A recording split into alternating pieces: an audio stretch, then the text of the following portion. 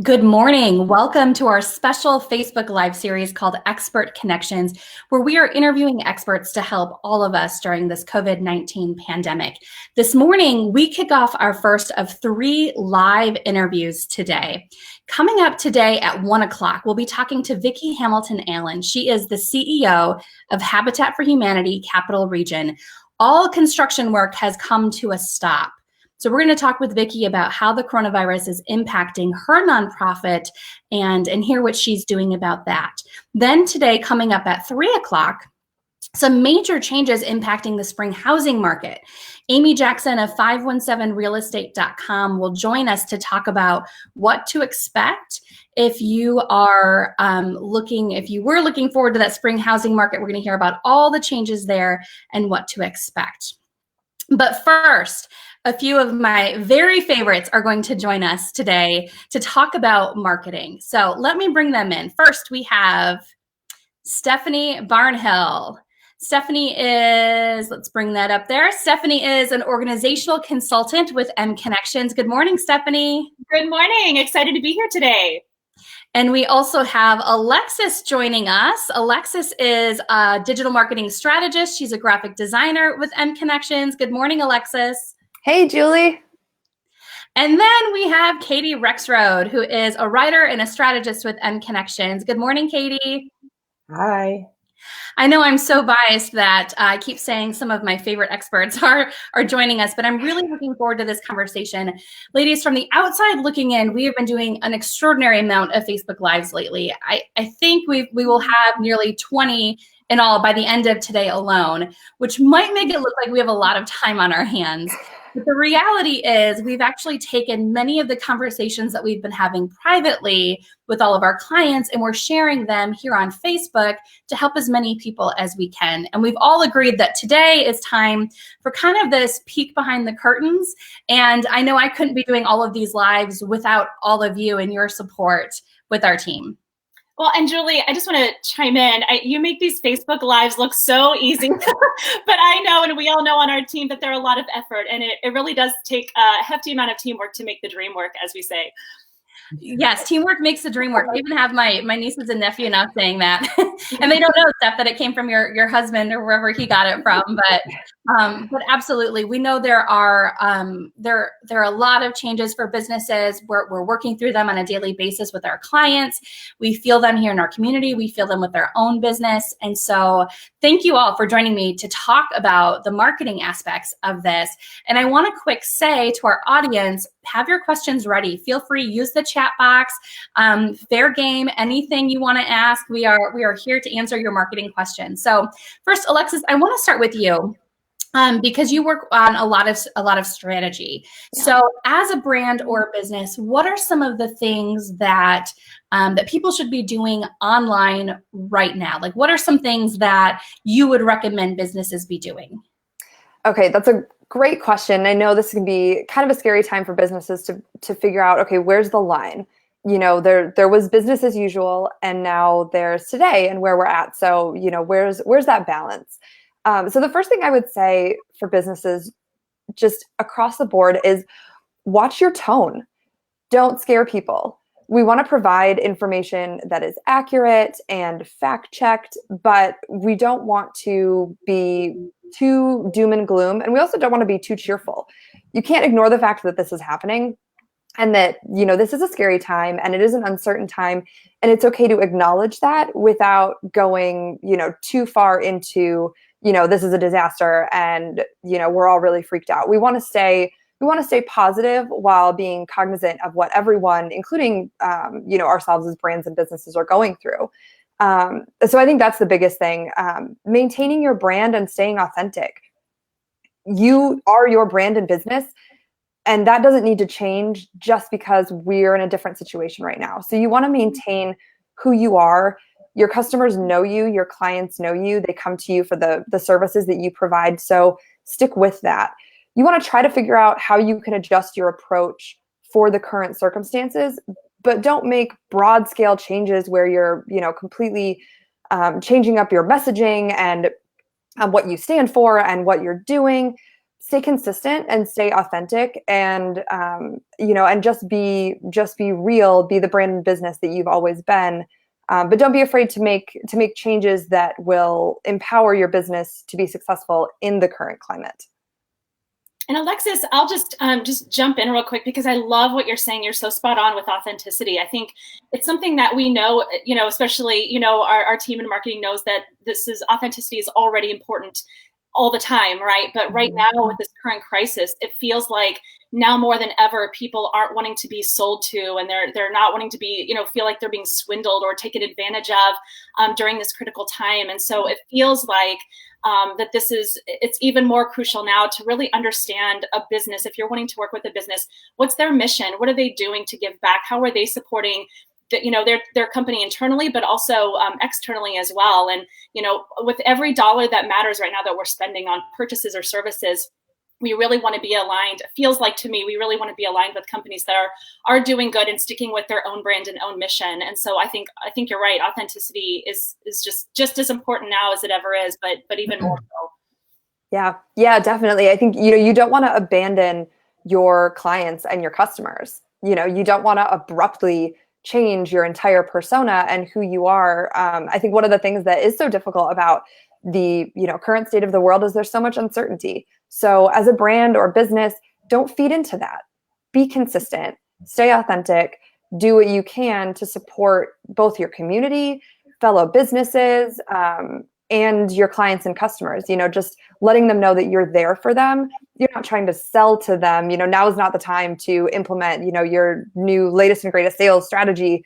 We don't want to capitalize on this time and try to take advantage of it. But we do want to just be present and be available for the people who are going to rely on us. Absolutely. And Alexis and Stephanie, both, as you've been talking, two things have come to mind. One, Alexis, you said, it is not business as usual right now. Yeah. And at this point, any business that is pretending that it's business as usual, and by pretending, you might not actually be pretending, but if you're still going through the motions, if you set up an email campaign prior to this stay home, this shelter in place order, then if it's still running and it's running as business as usual, something's wrong. You need to stop that campaign. You need to reevaluate, any social media posts that you scheduled prior to this. Look at the messaging. Alexis and I were putting our heads together right before this broadcast because, we had a post that had kind of snuck through, and we were looking at, okay, how do we change the messaging on this? The content is still relevant. The content is still good, but we need to make sure that we're addressing the situation and the reality of what people are going through right now. And I think that any business that just continues to operate, especially the sales part, just continuing to operate as business as usual, you're missing out on a critical time to be able to actually connect with your audience. How often do we try, ladies, to really help our clients connect as people? It's not just business to, but even if you're a business to business, you're still a business with people connecting to a business with people. And right now there's no easier way to connect than with people, but it has to be done in a way that's genuine and authentic. So Stephanie, you really nailed that too. 𝗲𝗲𝗺 and what she said on one of her interviews comes to mind, because we need to find a way to be connecting with people. It is not business as usual. Andy Bailey also talked about this and how, if you are looking to profit during this crisis, if you are marking up your prices, if you are trying to earn extra money off of people, that is not the way to be going about this. If you have a service to offer and you can do it at market value or even at a discount, perfect. That's exactly what this country was built on, right? Yeah. If you are able to pivot a little bit and offer a slightly different service, if you're able to meet the needs of your customers in new ways that helps your business and helps your clients, then great. That is what this country was built for. That is what we need right now. But if you're just out there looking to make a buck, then you're going to end up really turning off your audience. Yeah. And I think there's definitely an awareness that you want to have that, now more than ever, now's not the time to be cute. we've seen this I mean, this is a national emergency kind of on a totally different scale, but we've seen this in the past with brands that have tried to kind of capitalize on things that are not so positive and turn it into a sale or, an opportunity. That's not what we want to be doing. That's not the way to go.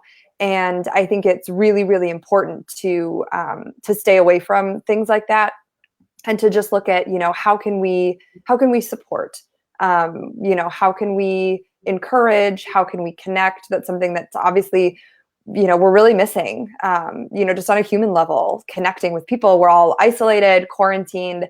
So for those brands and businesses that are able to kind of reach across that divide and bridge that gap a little bit, that's where you're going to see success in the long term. And that's really what you're looking to build at this point, right? It's not about driving sales. It's about, really earning that customer loyalty, and earning their trust. Yeah. Mm-hmm. Absolutely. A couple quick comments here. I want to make sure I'm reading these comments as we go through, and it looks like Stephanie dropped out, but we will add her back in when she can join. So Seth says, so true. Authenticity is crucial for all brands. And that's a really good point, Seth. It doesn't matter who you are or what you do. You have to be authentic. Do what makes sense for you. Even if it doesn't pay off now, it will in the long run. I couldn't agree more, Seth. Absolutely. Nathan Creswick, another entrepreneur, has chimed in here and says, there are a lot of people online at this time. It's a prime opportunity to connect. Absolutely. And he also says it's business as unusual at the moment. So Alexis, I want to jump back to you and ask, are you seeing any examples of companies that are doing it right or companies that are really doing it wrong? Yes. Yes to both. So I actually just ran across this really interesting example yesterday, and I love this example because I think it really shows both sides, doing it wrong, and then what this person could have done to avoid doing it wrong in the first place.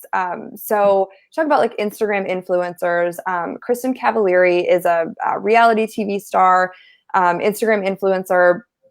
She also has her own business, her own jewelry line.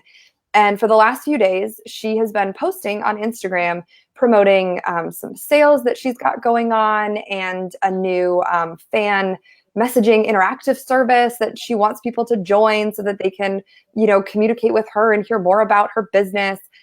People are not having it. People feel like it's really tone deaf, and it's really a little bit out of touch given what we're currently experiencing, and kind of the fear that people are going through right now.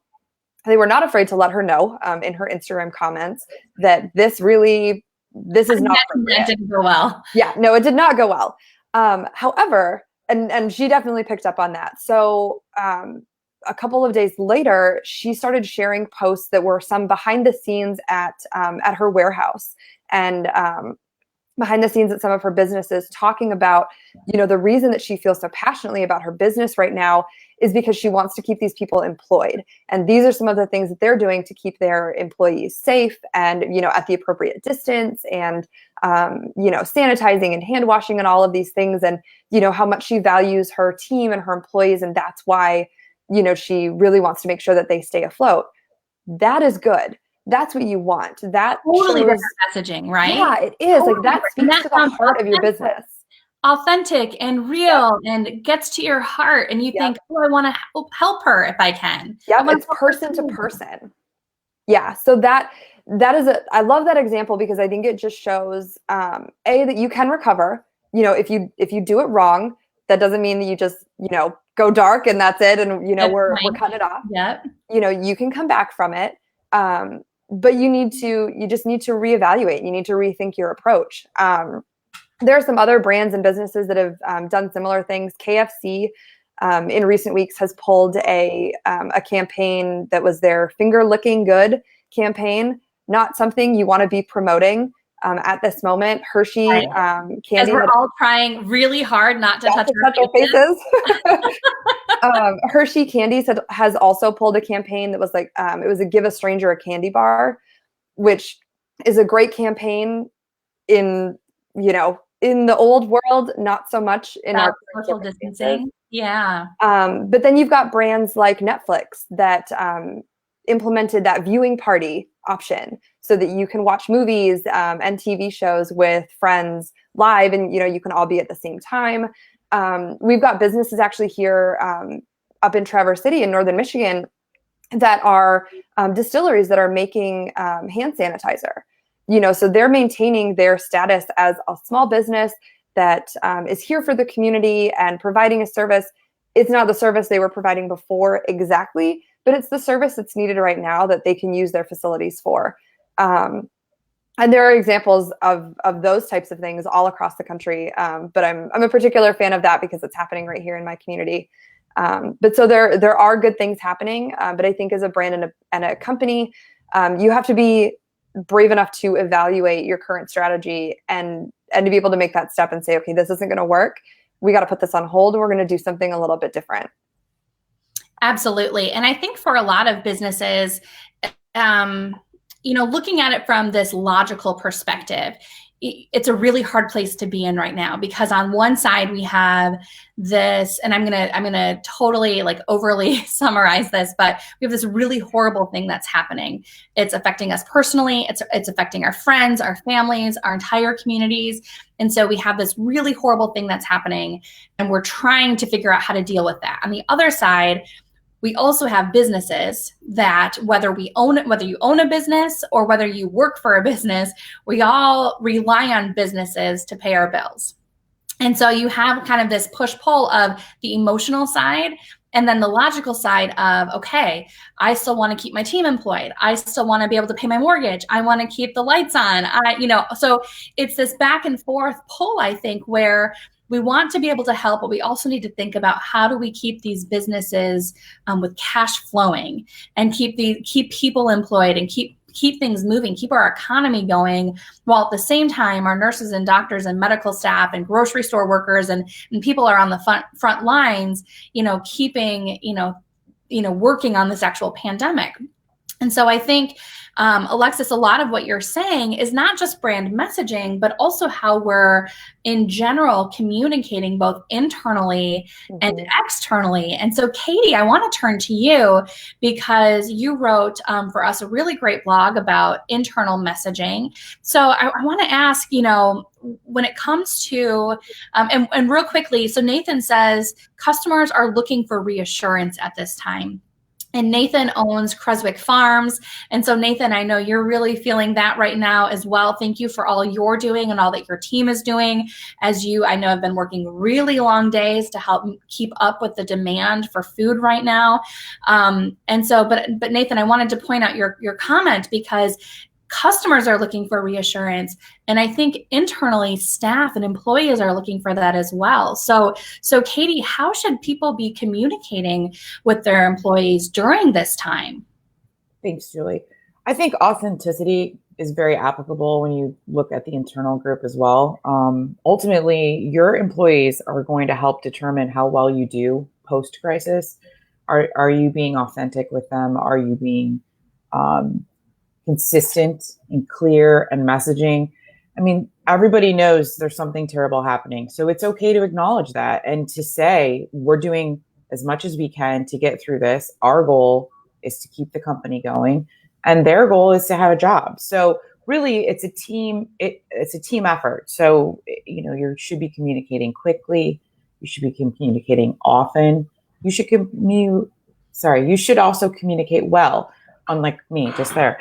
But people know this is happening. So if their leadership is honest with them, they're going to feel better about it, honestly. You don't need to commit to something that you're not willing to commit to. What you need to commit to is what you're doing now and how you're looking at it as a leadership team. Pull together your key leaders, talk about how this is impacting the business, how it impacts the employees at every level. How it impacts your frontline staff could be different than how it affects your people management group. So it's okay to just really tier your communications based on audience. But again, it's just about consistency, and also set a parameter of how often you're going to communicate. Are you going to do it weekly? Probably you want to do it more than weekly at this point, honestly. Maybe not every day. What is your typical approach for communication? Are you someone who does a town hall monthly? Then you should still do your monthly town hall, but do it online or audio, have people call in. You want to make it as regular as you can in a very irregular time. Katie, I like that. Make it as regular as you can in an irregular time. Do you think there is, I mean, is it possible to over communicate, or are there parameters that you would recommend, especially for that internal communication? I think the over communication happens if you're repeating the same information every day. Then people will consider it white noise. You're going to send out your email. You're going to send out your blog post on your internal intranet. Maybe it's a call. So make sure you have something important to say, something different. And it could be, what I always encourage leaders to do is to highlight some employees who are going above and beyond during this trying time. Mm-hmm. Maybe it's someone who is working from home, has a lot going on at home, but is still logging in and really hitting their numbers, really incorporating the company's core values. Whenever you can do employee recognition in these situations, people feel better and they feel more committed, and they see that you see all of the commitment and sacrifice they're making to make the job work and their life work. So don't feel like you have to create something to talk about, but there's plenty of things to talk about, even outside of the specific issue that we're all facing. Let's try to find the positives too. So if you can update what the latest is, the company's approach, and highlight employees, people are going to feel a lot better about what's happening.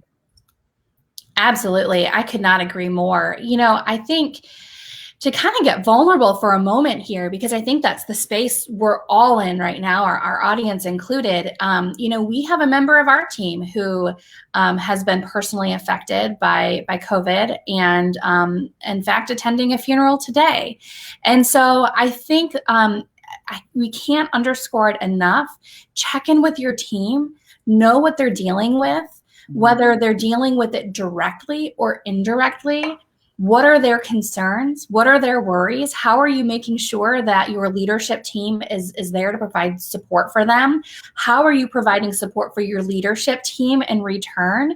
I worked in news for a long time, and one of the best news directors I've ever met and had the opportunity to work with would have counselors to come talk with his reporters and his staff when they were dealing with really, difficult issues. And so I think we need to think about those things. We need to think about the mental health aspects of the isolation. We need to think about the complexities of remote working with parents who are also dealing with, homeschooling. And I mean, there's so many things to be thinking about here. And I know it can feel overwhelming, because I get it. I feel it too. This is our, part of our core team right here. And we're having these discussions. I'm having these discussions in some form every single day. And so, and I think, Katie too, one of the things that you and I have talked about is transparency. Right. I think we have to be really careful. We need, and speaking for myself, I try to be as transparent as possible with our team so that people know, okay, how are these clients doing? What is this situation? What does the workflow look like?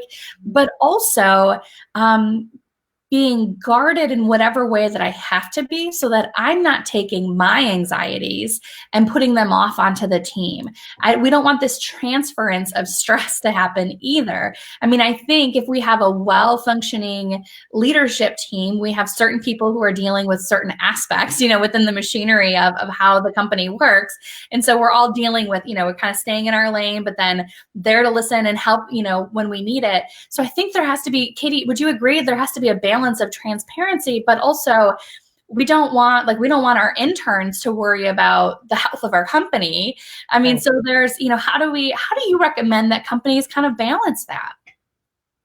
I'm actually a firm believer in tiered communications. So once your messaging is agreed upon within the leadership or business continuity group, and it's really important that you're tapping each part of the business before you finalize your messaging.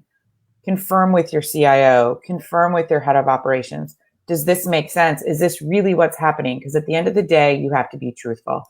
And once you have determined the key messages, and usually I would say you want to keep it to between 4 and 5 key messages tops, that will be your consistent outline for the entire crisis. Once that happens, I highly recommend you tier your communication. And by that, I mean, have a meeting with your people managers and your managers who are going to then have to turn around and be able to answer questions with your front line. So that to me will really help the anxiety that may happen if people don't understand your example. An intern doesn't need to know the same thing that an operations manager knows. It doesn't mean that they aren't valued. It just means it's not helpful for them to get their work done. So understanding your audience is essential in these situations. And it can be hard because time is of the essence. And so probably your initial message has already gone out at this point in this virus stage of the pandemic. But it's okay to give your tiered leadership tools to help them with who they're managing. Create an FAQ that everyone signs off on.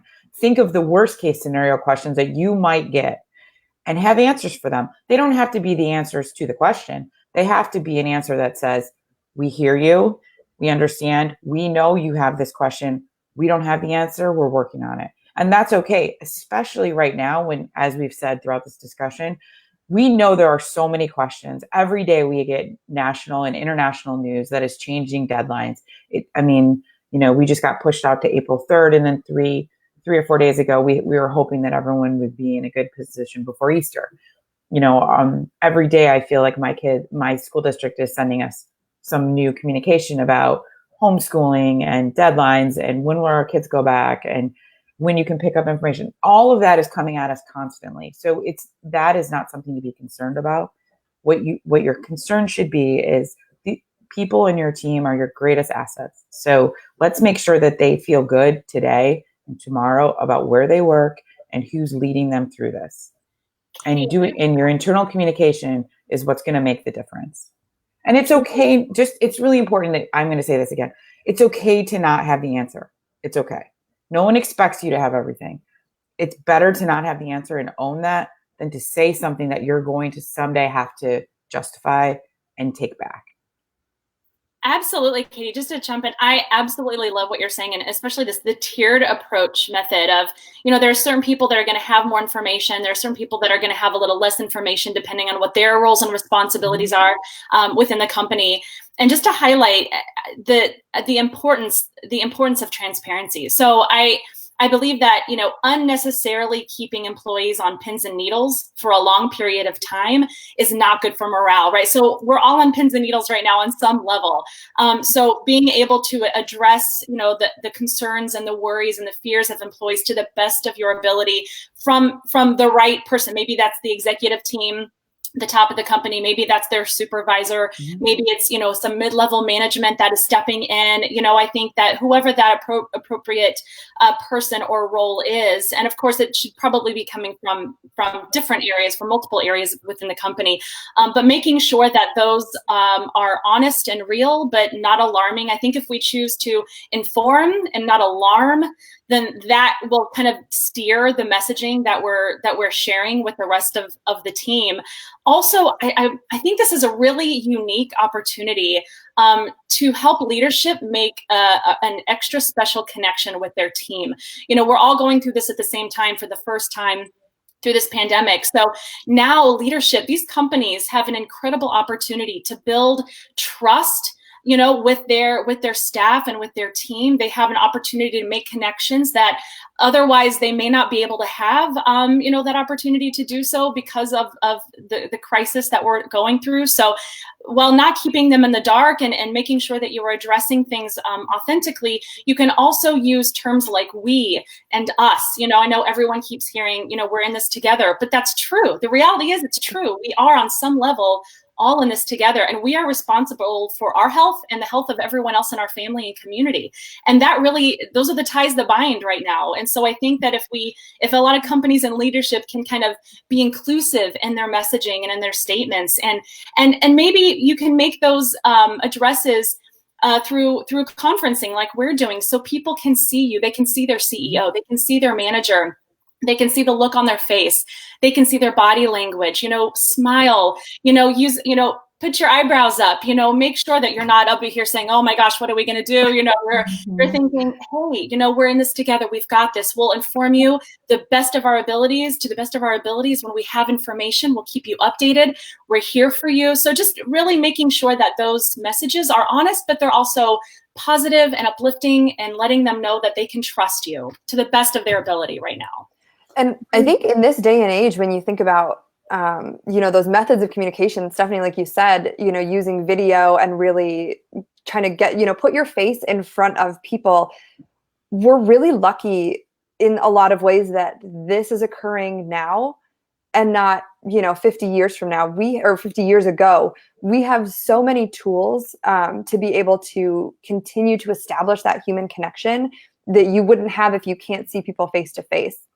It feels really isolating and you can feel really disconnected, but it doesn't have to be that way. And I think, whether it's from an internal communications perspective or an external communications perspective, figuring out how to implement some of these technologies that maybe we've never used before, or, just never had a chance to take advantage of them, they're there. So figure out how you can implement them to maintain and enhance that connection, to get some of that intimacy that, we're losing a little bit right now with the social distancing and with some of these quarantine efforts. I will say, because it's such a confusing time, that if you have a new technology platform that none of your employees have ever used, now is not the time to launch it. Use things that people are comfortable with, that they expect to hear from you. I mean, we're all getting better every day that we talk on our online options, but depending on how large your staff is, try to keep it to things that people are comfortable with, because every little thing that you're going to do different from normal could alarm people. So if you all of a sudden are having a company-wide all hands on deck video conference, people might think it's the end. I mean, it's the end of the company. And so be a little bit consistent with how you typically do it. And also be, when you are sending out invitations, if it is a different approach, be clear in the invitation. We're going to try something new. It may or may not work, but we're hoping that this is going to give us attention, get us face time that we're not otherwise getting. So great. I'm sure all of us have worked in companies where you get an invitation on your calendar and you're like, what is this? Why? There's nothing in it. There's scary things happening. Let's not do that today. We already are scared about enough things. Absolutely. I think now more than ever, when you send that message of, hey, let's talk, send that message and say, hey, everything's great. Do you have a few minutes to talk? Just checking in on how you're feeling. Yes. An overabundance of caution for sure.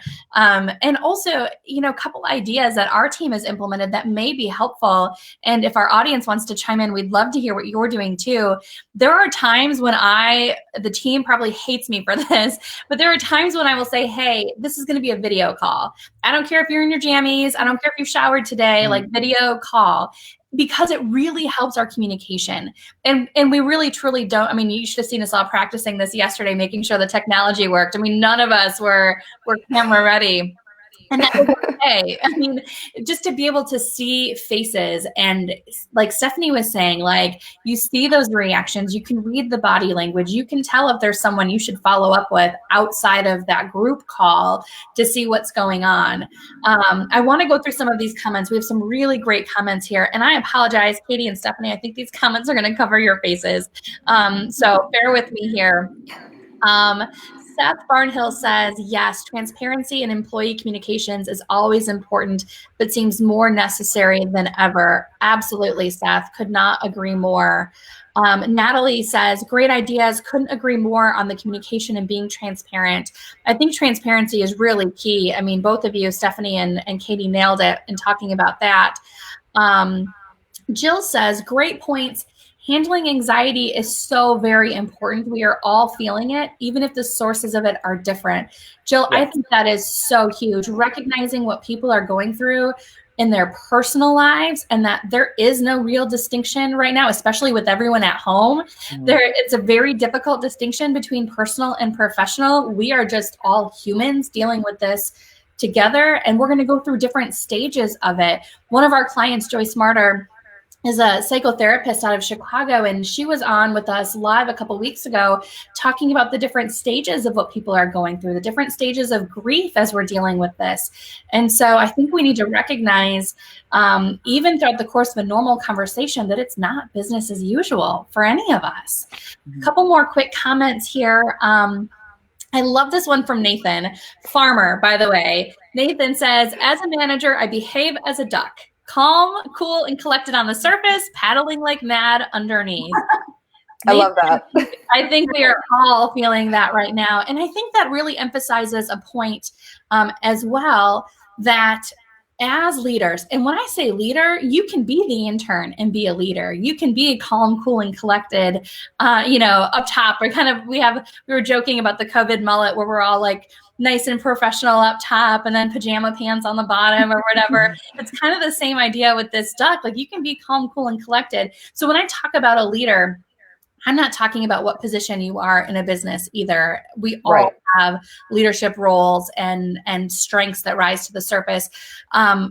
But when it comes to communication, I think that now more than ever, the words we use matter. Alexis was talking about this when it talks about branding and messaging and marketing and the communications we're putting out there externally. Katie's talking about this when we're talking internally with our teams.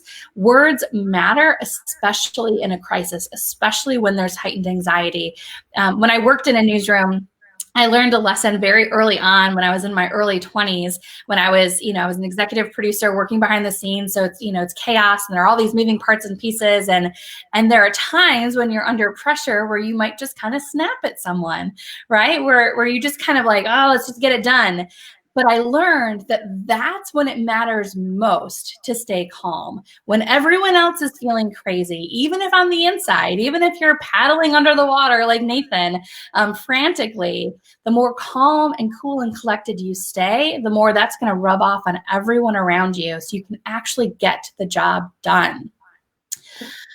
Okay, so Seth has a quick comment before we move to our next topic, quick question. So Seth is asking, in addition to communicating openly, should leaders be checking in more now? Asking employees questions like how and what they're doing. Stephanie, I'm going to ask you that as our operations manager. Yeah, and it's a great question, and especially because it's coming from my husband, so I appreciate that. Yeah, the answer is yes. The answer is an astounding yes. I feel like it's, again, really important right now for that communication. As Katie and Alexis have both mentioned, that communication is happening at the right amount right now. And I think one of those is absolutely encouraging people on your team to be coming to you when they do have questions and concerns or needs. That's something we're actually going to be, I'm actually rolling into here in just a moment more, so stay tuned. But absolutely, I think that right now it's really crucial that, especially with everyone working remotely and everyone is maybe on different schedules now and has different things going on at home and all of these kind of outside things that we can't control within the company, that we're making sure we're checking in and again, building that authenticity, building that trust with them, with the team, to make sure that your team knows, hey, my supervisor or my manager or my director, they have my back. They're here for me. And making sure that line of communication, that they know that line of communication stays open. So even if it's after hours, they can still send an email. Maybe there's a hotline. Maybe, there's a different way of communicating, internally through the team, but making sure that they know that channel is available and open to them, and that they're encouraged, not just, hey, you can call me anytime, but that they're encouraged to do so when something comes up, whether it's, a crisis with a project, or just their own kind of issues with their calendar or with their availability or otherwise. Yeah. So Stephanie, I want to ask you, let's kind of dive into that now then. Do you have some ideas or tactics or things we can do to make sure that people feel encouraged right now? Because I have a feeling this will be helpful for our businesses, but also for kind of those ripple layers in our lives of people to make sure we're checking in on them. So any ideas on how we can make sure people feel supported? Yeah, and it's in one word. I have one word and then I'll stop. No, one word and then I will share a little bit more about it. But the word is accommodate. I know this is something we've talked about, and Julie, your other guests have talked about many times when it comes to working with our teams. But right now, more than ever, being able to accommodate your staff, your team, is vital. It's absolutely vital. So be open to the needs of your staff, so they can have the flexibility to work when they are most productive. And that's something, flexibility. I mean, especially us millennials like to get called out. I'm an old millennial. We like to get called out that we so much are so much more interested in flexibility and working from home and things like that than generations prior. But it's true, and so leverage that. As a leader, as a company, make sure that you are accommodating, especially right now during this crisis, when self-distancing and needing to stay home and play the parental role or the caregiver role, in addition to playing the role of what you do for your company. It's really important, and some will be available and focused in the morning. That's my husband, I can say. Some might be more productive in the afternoon or in the evening, and within the ability and the structure of the company, allow that.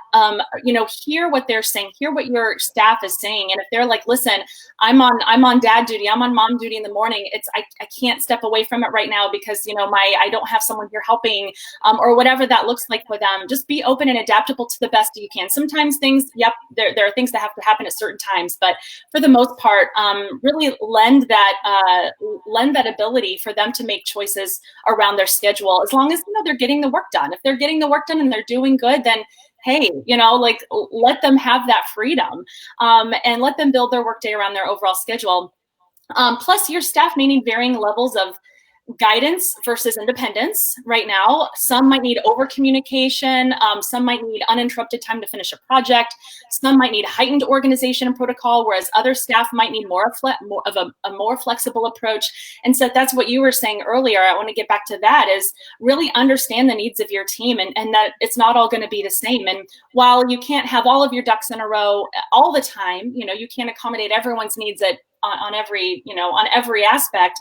Just do your best and let them know you're doing your best, because that message is felt more than probably any message they're hearing right now from the corporate or from the company. So the bottom line is, employees want to feel that their leaders trust them to manage their work and their home life during this crisis, while maintaining a sense of connection and understanding. So ask your employees questions about what they need and what works best for them, and listen to them, and then do your best to accommodate those needs, and everyone will benefit. Absolutely. I have 3 kids, and I'm in a circle of friends who all have multiple children, who are all working from home, who did not work remotely before. So it's been an incredible adjustment for them. And everything that you said, Stephanie, makes everyone else's lives easier, and frankly makes everyone more productive. I have friends who are getting up at 6 a.m. and working from 6 to 9 because their kids get up at 9. And then from 9 to noon, they're a parent. And then the spouse is working during that time. I mean, we're all tag teaming throughout. And then maybe you log back in at 3 until dinner time, you log out at dinner. So if companies that are allowing that are going to end up ahead at the end of all of this. There's loyalty, and it all goes along with internal communications. It's all interrelated.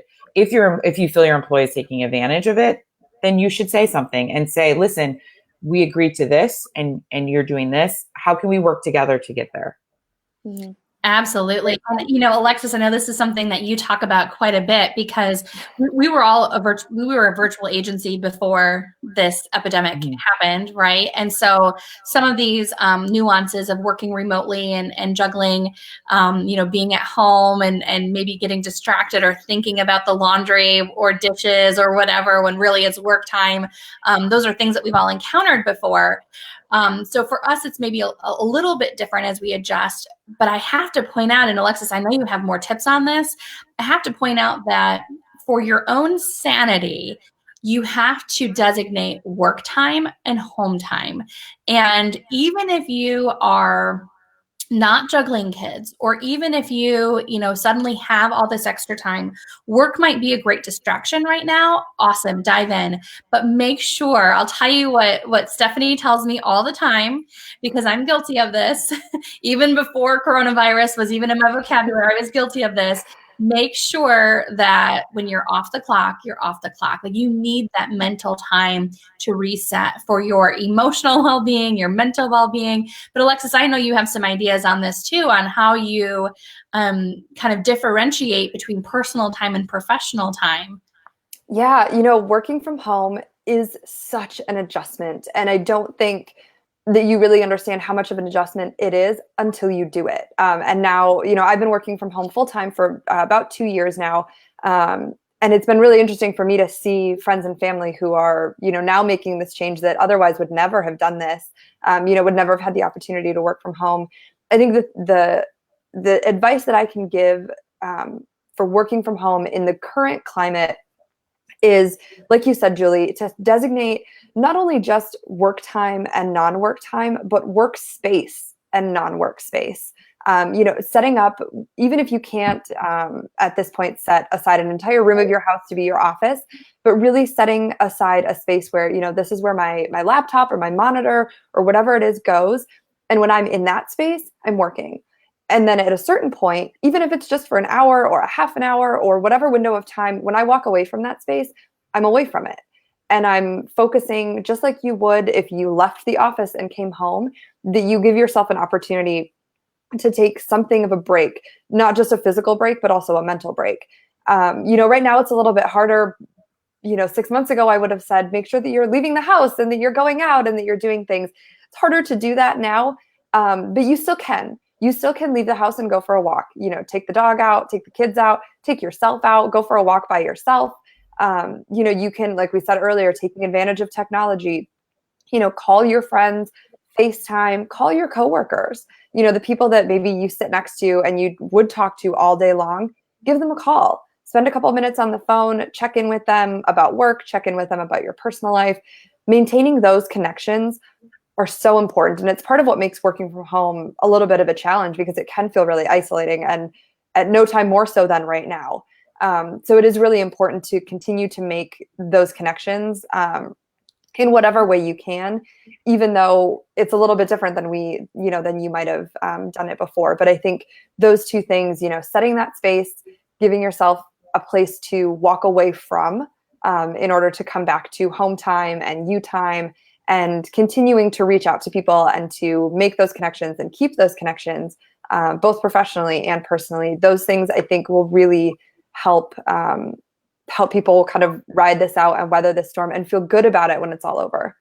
Absolutely. And, from a marketing perspective, I want to bring it back to our marketing conversation that we're having as a marketing agency, that I think it's also important. I mean, it's, we talked with Lori Lonsdorf about, from the Small Business Development Center, and her number one piece of advice was know your numbers, know where things stand, keep an eye on your cash flow, right? So from a business perspective, of course, we have to know those logistical things. We have to have that logical part down, but we also have time right now.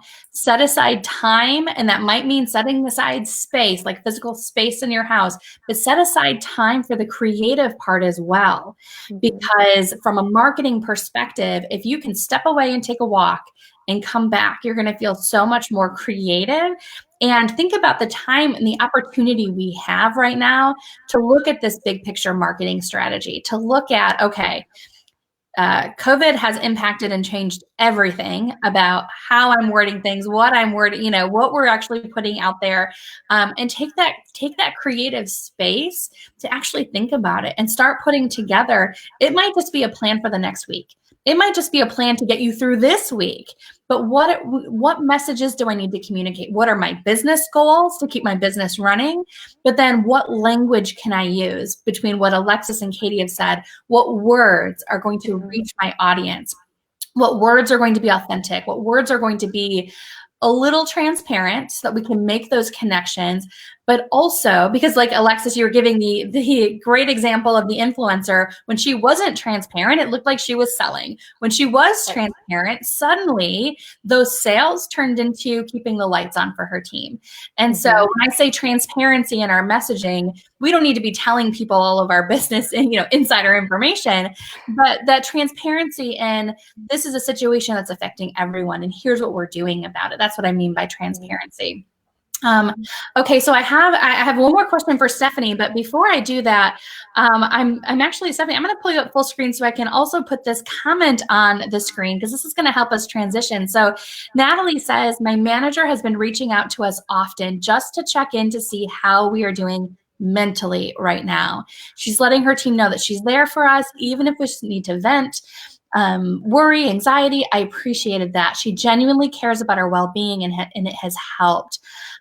What an amazing thing. And then she goes on to describe the virtual happy hours that they're having as well. I mean, what a fun idea. So Stephanie, what I want to ask you next is, we all know that having a thriving company culture is incredibly important. Obviously, there's a different twist on that right now, and many companies are finding themselves in these remote situations. And let's face it, I think some companies, some businesses are just trying to figure out the technology, and that's going to be a work in progress for a while. So how do we also still focus on the culture when we do have people who are in heightened anxiety, heightened stress, health concerns? I think like the mental health issues are at a max. The financial concerns are probably at a max. I mean, all of these things are at a max.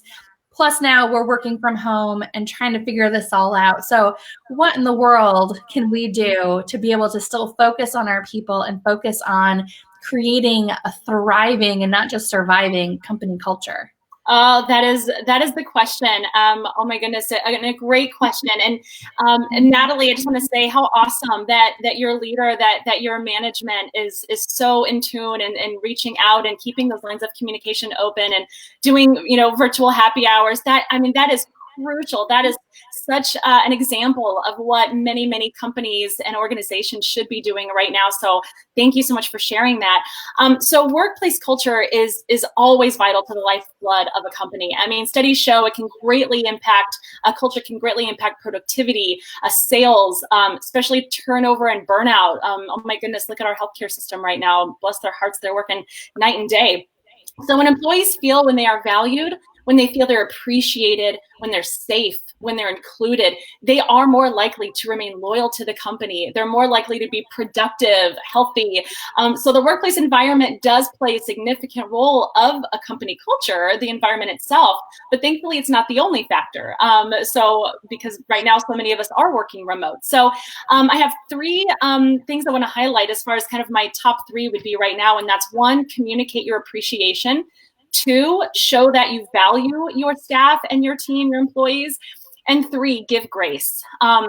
So the first, communicate your appreciation. So from the top down, executive leadership to supervisors, gratitude should be communicated not just one time, but regularly to staff. And again, this is something that should be happening all the time, but especially right now when there's so much anxiety and depression and fear and worry and strain, really, and we don't mean just paying lip service. I don't mean just saying, hey, thanks, great job. I mean, really understanding that your team, they are vital to you. I mean, the best asset of any company are their employees, and they need to feel that. They need to feel that gratitude, that appreciation. So truly noticing the hard work, calling people out when they do something over, above and beyond. When goals are met, celebrating, especially if it's a big win, right? So it's easy to make a big impact in the lives of someone, in the personal and professional life of someone by doing very little. Just reach out, make that phone call, send that message. I see what you're doing. I'm grateful for your hard work. Thanks for working that extra hour, or 2 hours. Thanks for helping out your colleague. It really goes a long way. Two, show that you value them. So, and again, this goes back to something we've already talked about, but be available and be reachable. So if your employees have questions and concerns, be there to listen. They might be stressed out. They might be trying to adjust to their new normal. Maybe they're not so stressed out. Maybe they're doing okay and they're working remotely and it's going well. But regardless, just make sure that you're there for them, that they know that you're there for them, and making sure that they feel connected, taken care of, safe, to the best of the company's ability.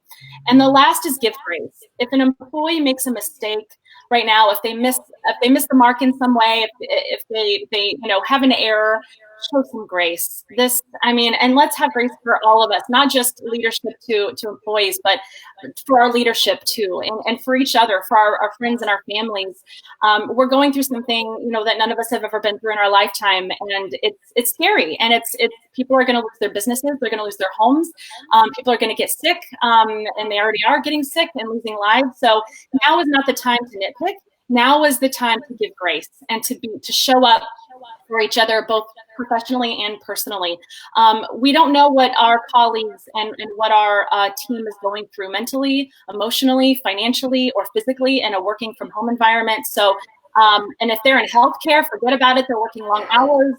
They're probably worried about the safety of their own health and the health of their family, being on the front lines and being exposed. So we're all trying to adjust to this at the same time, while also kind of going through our own emotional states of fear and anxiety. So giving grace, maybe shifting responsibilities to your team, if that's something that would help, stepping up to help financially, if that's something that the company is able to do.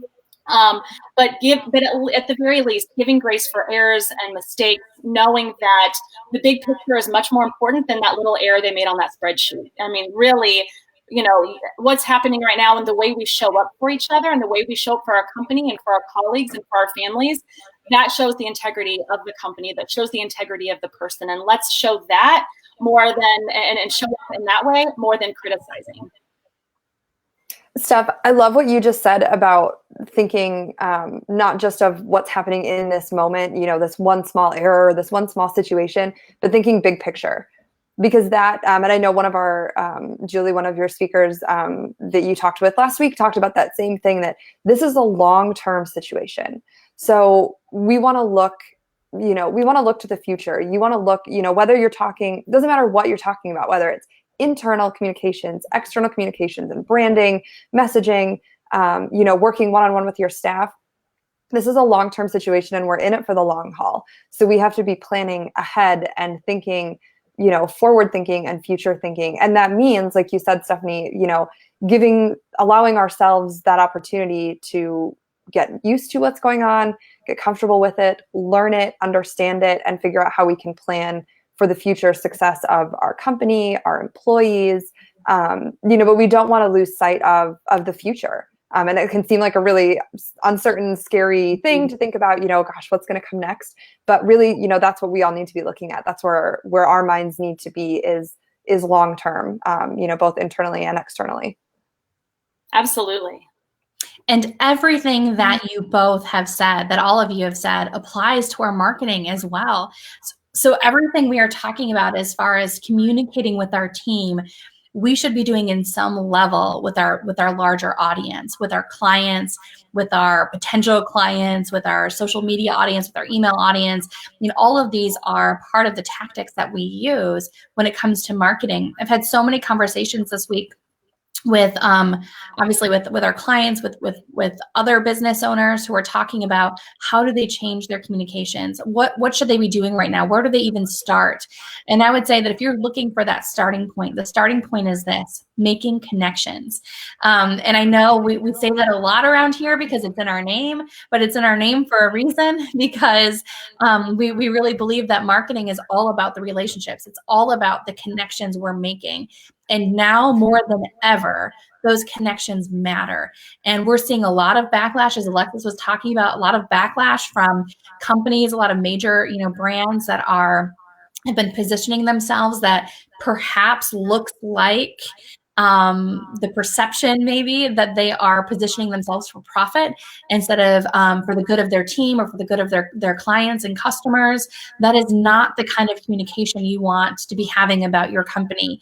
And as we scale that down onto the smaller local level, what are people saying about you? What are you communicating about your company? What is your mission? What are your values? How are you portraying that out on social media? Have you gone silent? Have you disappeared? And it's okay if you have. If you need to focus internally, or if you've got, bigger battles to deal with, okay. But just know that that communicates something about you as well. Where are you in all of this? How is the community? How are you a part of the community? How is the community seeing your reaction? And the more you can make that personal. And when I say personal, again, we're not airing the dirty laundry about our businesses. We're not putting out information that shouldn't be out there. But the more we can humanize it, the more we can connect to our audience, the better off we're going to be, both in the short term and in the long term. Because there's going to come a day when we come out of this, and hopefully that's much sooner than later, but we're going to come out of this and we're going to look around and we're going to see who showed up. Nora said that so well when I was talking with her, Nora Luke. And I want to bring it back to that, because there's going to come a time when we look at who was standing on the sidelines, who wasn't there at all, and who really showed up. We see businesses that are helping other businesses. There have been posts in social media groups of some facilities, some restaurants that are shut down, and so now their wait staff are serving as delivery drivers for other restaurants. And I mean, just this sharing of helping people find jobs, helping these businesses that are still open to keep running, helping to support each other. And that's just one example. There are so many examples. In Michigan, I know that Governor Whitmer announced that now included on the Michigan website for all of the COVID information, there's a list of ways you can volunteer without even leaving your home. How can you help other people in your community? So all of these things are all, and I know I'm throwing a lot out there, but all of these are different ways that we're marketing who we are and what we do, including as businesses. And if you're at home and you are, maybe you do have a little time on your hands, maybe for whatever reason, maybe work has slowed, maybe you're out of work, and for that we really feel for you and we're here for you. Think about how can you support your team? How can you support other businesses? How can you support your friends? It might be something as simple as sharing their messages on social media. It might be showing up to help in some way virtually, to check in on them, to see what they're doing. These are all things that are really going to pay off in the long run. And I think Seth had commented about that a little earlier, that there are things that you can do right now that may not be money in the bank, so to speak, but you're going to be able to trade those in. There's a value there. And so Stephanie, I really love what you were saying about showing people their value. That can be internally, that can be sending a message, that can be sending something a little more. I have a friend whose husband's company sent, this at-home delivery of ice cream sundaes for everyone. Another company that has given all of their employees, $1,000 to buy office furniture for their homes while they're working remotely. So things on a small scale, things on a large scale, and obviously, not everyone's in the position to do that. But it's just, ideas, ways to get creative, to show that you're there for people and to show that you're there for your clients. What can you do to help promote them? Maybe you're just sharing their posts on social media. Maybe you're just sending them a quick note to say, hey, I saw that you did this webinar, or I saw this email that went out. You're really doing a great job. I know this must be hard right now. So many things we can do that we don't typically think of as marketing. In fact, gosh, you guys need to cut me off at some point because I'll just ramble all day. The last thing I'll say is I had a great conversation yesterday with someone who said to me, the number one way we get new clients is referrals. It's all word of mouth. I go to networking events, I connect with people. And she said, I closed a sale last week and that was great, but I really, I need to think creatively. I need to think outside the box on what I'm going to do now. And yeah, there are a lot of people that, I mean, everyone's thinking outside the box right now on what to do. But there are ways to still make those marketing connections. We just have to turn online and look at things a little differently. Yep.